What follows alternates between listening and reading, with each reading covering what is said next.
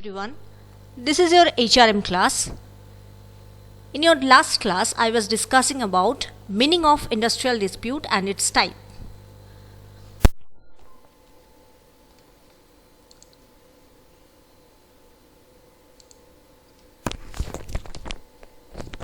In this class, I will talk about outcomes of industrial disputes and method used for prevention and settlement of industrial dispute. So, what are the outcomes for industrial dispute? The consequences of an industrial disputes are hazardous to the employer, employees, organization, society and the economy. However, it is taken as a useful tool by the worker to raise their voice and put up their demand in front of the management or employers. It empowers the labor and protect the rights of speech in the organization. Following are some of the essential ways in which the industrial disputes take shape in the organization and are carried out by the employees as well as the employers sometimes. So, the outcomes of industrial disputes are divided into first two broad categories. One is strike and second one is lockout. Strike will be again divided under three categories. First one will be the primary strike, then the secondary and other strike, which not included in the primary and secondary slide. And then each of strike will be or each of dispute will be discussed in the following slide one by one. Now, so before we go to the classification of disputes, first we should know what is strike. Strike is the most important form of industrial dispute. A strike is a spontaneous and concentrated withdrawal of labor from production. The Industrial Dispute Act 1947 defined a strike as suspension or cessation of work by a group of persons employed in an industry, acting in combination or a concerted refusal or a refusal under a common understanding of any number of persons who are or have been so employed to continue to work or accept employment. According to Peterson, strikes constitute militants and organized protest against existing industrial relations. They are symptoms of industrial unrest in the same way that boils symptoms of disordered service.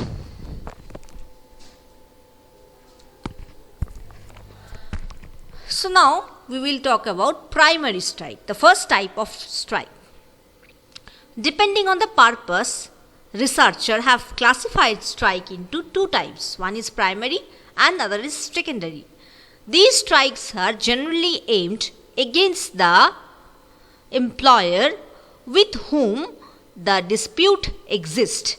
They may include the form of a stay-away strike, stay in, sit down, pen down, or tool down, go slow, and work to rule, token or protest strike, cat call strike, picketing or boycott. Some of the most common primary strikes are as gherao. Gherao refers to the physically encirculating the managers by the workmen to create a restricted area where no one can move in or out. The targeted managers are humiliated through abuses also. They are restricted move in or out. The second one will be the picketing. Picketing is the process of putting up signboard, placard and banner by the workmen to display their protest or dispute in front of the public. To involve maximum worker in the strike, some union members are made to stand at the factory gate to influence others too. Boycott. As the name suggests, boycott refers to a interrupting business operation.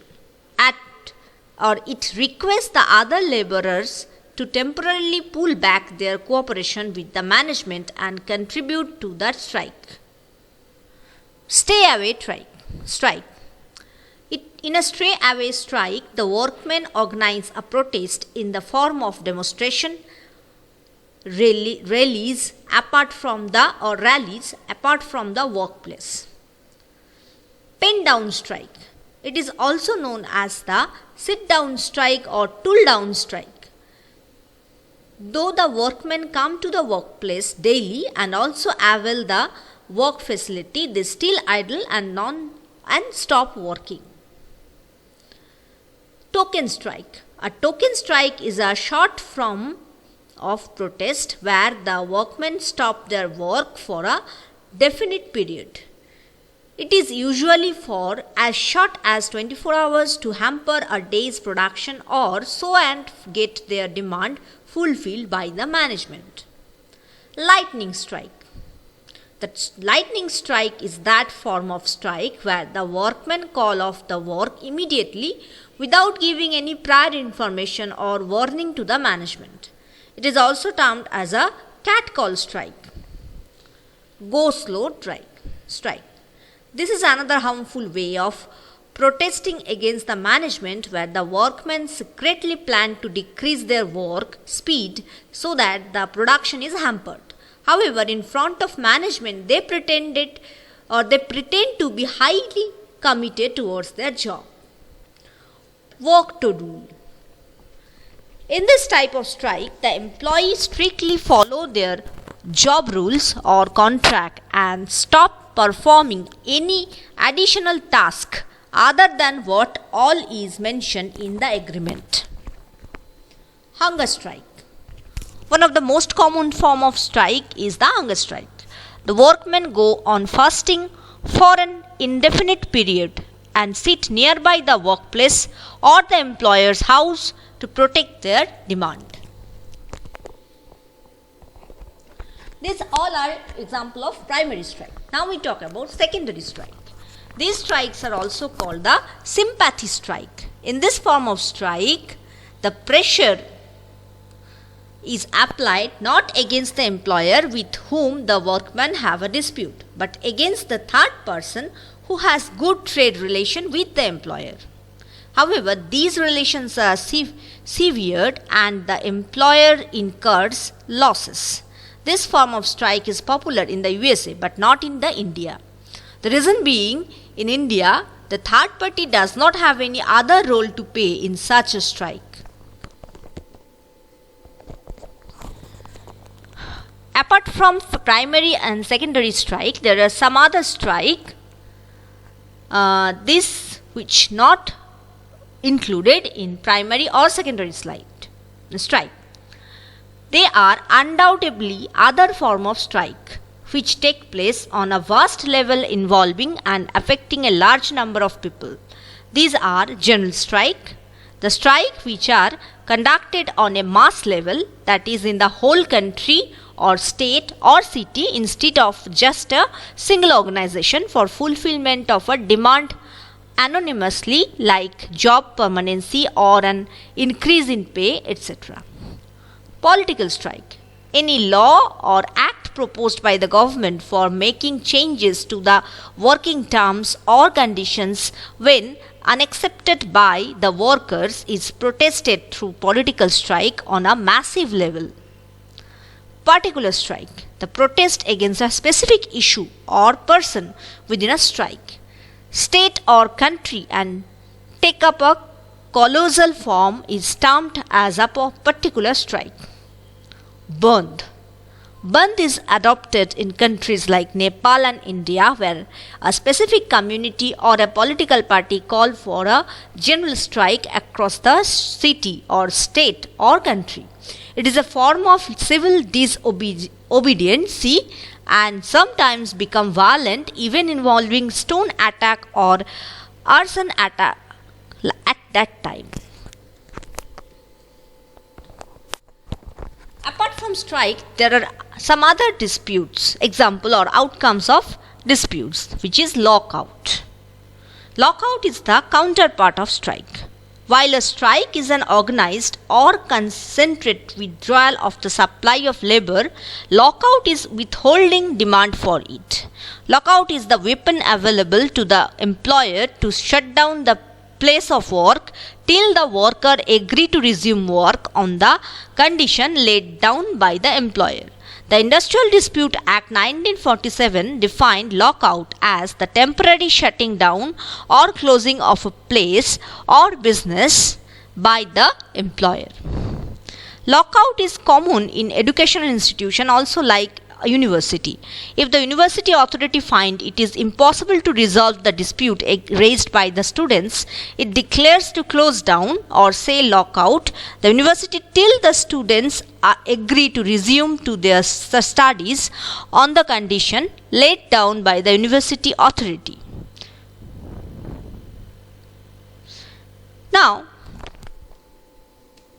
we talk about method used for preservation and settlement of industrial disputes. Some of useful method used for prevention and settlement of industrial disputes, which are work committees, conciliating officer, board of conciliation, court of inquiry, labor court, industrial tribunals, and national tribunal. Each of will be discussed one by one. So first we talk about work committee. Nowadays, industrial relations are not a bilateral affair between the management and the labor. Government is playing an active role in promoting industrial relation. The concept of industrial relation has therefore become a tripartite affair among the employees, employer, and the government. Prevention is better than cure. It is the possibility to settle down the industrial dispute if timely steps are taken by the management. Such dispute can be prevented and settled amicably if there is equitable adjustment between the management and the labor. The government has taken various steps to see that the industrial disputes are settled peacefully. Firstly, the government has constituted tripartite conference for various industries. The employers, employee, and government are represented on those conferences. Secondly, statutory prevention for the settlement dispute is provided by the Industrial Dispute Act 1947. The following is the machinery for prevention and settlement of industrial dispute provided by the Act. The work committee consists of representative of worker and employees. Under the Industrial Dispute Act 1947, work committee exists in industrial establishment in which 100 or more workmen are employed during the previous year. It consists of an equal amount or equal number of representative of workmen and employer.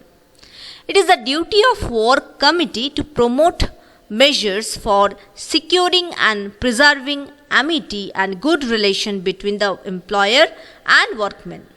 It also deals with certain matters like condition of work, amenities, safety and accident prevention, education and recreational activity, promotion of thrift and saving, etc. Worker committees will not deal with the following term. Number 1 is wages and allowances, bonus and profit sharing scheme, rationalization and matter connected with fixation of workload, matter connected with the fixation of standard labor force, programs of planning and development, retrenchment and layoff, victimization for trade union activities, provident fund gratuity scheme and the retiring benefit, quantum of leave and national and festival holidays, incentive scheme, housing facilities. Consolation officer. Consolation officers are appointed by the government under the Industrial Dispute Act 1947. The duty of consolation officer are given as he has to do everything for bringing a fair and amicable settlement of the dispute. In case of public utility service, he must hold consolation proceeding in the prescribed manner. He shall send a report to the government if the dispute is settled in the course of consolation proceeding along with the memorandum of the settlement signed by the parties. Where no settlement is released, consolation officers send a report to the government setting forth the step taken by him for ascertaining the fact, circumstances relating to dispute and the reason on account of which a settlement could not be reached.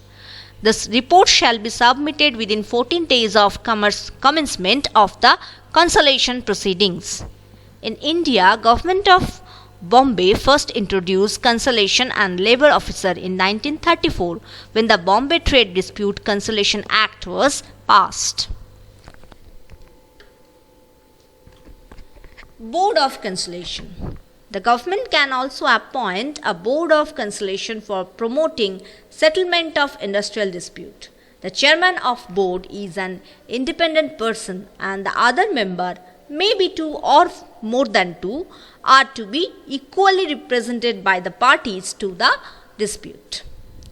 The duties of the board include to investigate the dispute and all matters affecting the merits and do all things as it thinks fit for the purpose of inducing the parties to come to a fair and amicable settlement. A report has to be sent to the government by the board whether a dispute is settled or not within 2 months of the date on which the dispute was referred to it. Court of Inquiry. The government may appoint a court of inquiry for inquiring into any industrial dispute. A court may consist of one person or more than one person. In that case, one of the person will be the chairman. The court shall inquire into the matter and submit its report to the government within a period of 6 months. Labour Court. The government has set up Labour Court for dealing with the matter specified in the second schedule of the Industrial Dispute Act 1947. These matters include the property of legally of an order passed by the employer under the standing order, the application and interpretation of standing order, discharge or dismissal of workmen including reinstallment or grant or relief to workmen work fully dismissed, withdrawal of any customary concession or privilege, illegality or otherwise of a strike or lockout, and all matter other than those specified in the third schedule. Industrial Tribunal. A tribunal is appointed by the government for the adjudication of industrial dispute relating to any matter specified in the third schedule. These matters are given as wages included the period and mode of payment, compensatory and other allowances, hour of work and rest intervals, leave with wages and holidays, bonus, profit sharing, provident fund and gratuity, shift working otherwise than in accordance with standing orders, classified or classification by grades, rules of disciplines, rationalization, retrenchment of worker and closure of establishment, any other matter that may be prescribed. The industrial tribunal consists of only one person who is appointed by the government. He should either be a judge of a high court or district judge for a period of not less than 3 years. It make an award after hearing the parties to the dispute, and the award is binding on them. National Tribunal. A national tribunal is constituted by the central government for the adjudication of industrial dispute involving question of national importance.